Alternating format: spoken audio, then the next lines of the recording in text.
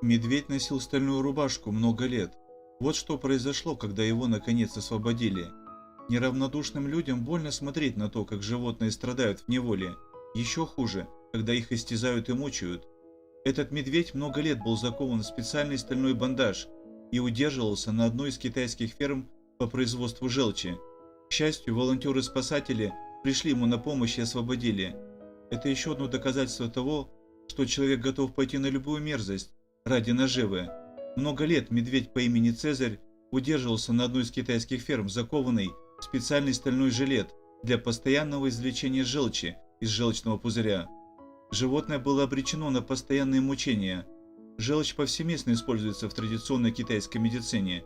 С помощью стального жилета, туго завязанного на брюхе у зверя, под которым медведям просто протыкают живот и вставляют в отверстие иглы от шприцов и трубки, мучители ежесекундно извлекают ценный продукт.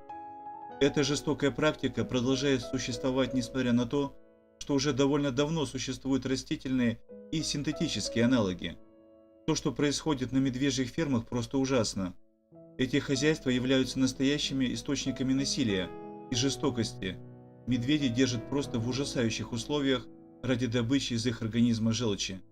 Такие страны, как Китай, Северная Корея, Лаос, Вьетнам и Мьянма все участвуют в добыче желчи из медведей, так как медвежья желчь широко используется в гомеопатической медицине. Мишки, из которых добывают желчь, живут всего 5 лет, в то время как их собратья, живущие на воле, живут до 30-35 лет. К счастью, узнавшие о ситуации, спасатели из организации «Животной Азии» нагрянули на эту ферму и спасли Цезаря. Специалисты сообщили, что животное сильно страдало и уже начало постепенно угасать. История Цезаря – это очень редкий случай спасения. Большинство медведей, которые попали в руки к таким фермерам, остаются закованными в неволе до конца жизни. Сейчас Цезарь чувствует себя намного лучше. Зверь приобрел естественный счастливый вид. Изменились к лучшему состояние кожи и шерсти, аппетит и, главное, отношение к людям. Физические травмы и язвы уже затянулись, и Цезаря практически не узнать.